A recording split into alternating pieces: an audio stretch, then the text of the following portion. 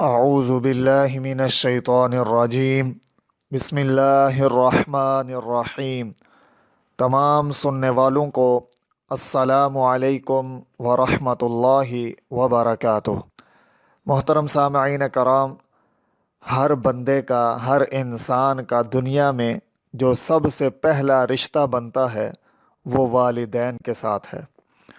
اللہ تبارک و تعالی نے قرآن پاک میں بیشتر مقامات پر والدین کے ساتھ حسن سلوک کرنے کا حکم دیا ہے۔ اسی حکم کے پیش نظر ایک حدیث مبارکہ آپ حضرات کے سامنے رکھتا ہوں۔ اللہ تبارک و تعالی ہمیں عمل کرنے کی توفیق عطا فرمائے۔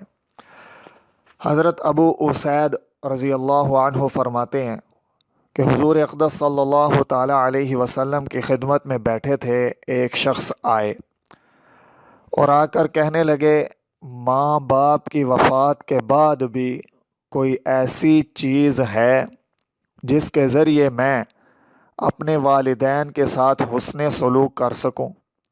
آپ صلی اللہ تعالیٰ علیہ وسلم نے ارشاد فرمایا، ہاں، والدین کی وفات کے بعد ان کے ساتھ حسن سلوک کا طریقہ یہ ہے کہ ان کی وفات کے بعد ان کے لیے رحمت کی دعا کی جائے، ان کے لیے مغفرت اور بخشش طلب کی جائے، ان کے بعد ان کے وعدوں اور وصیتوں کو پورا کیا جائے، ان کے چلے جانے کے بعد اس رشتہ داری کو نبھایا جائے جو صرف ماں باپ کے تعلق کی وجہ سے ہو۔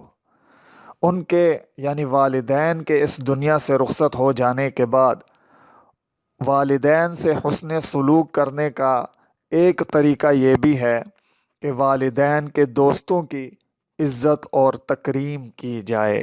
اللہ تبارک و تعالی ہمیں ہمارے والدین کی عزت، احترام اور والدین کے ساتھ حسن سلوک کرنے کی توفیق عطا فرمائے۔ والسلام ورحمۃ اللہ وبرکاتہ۔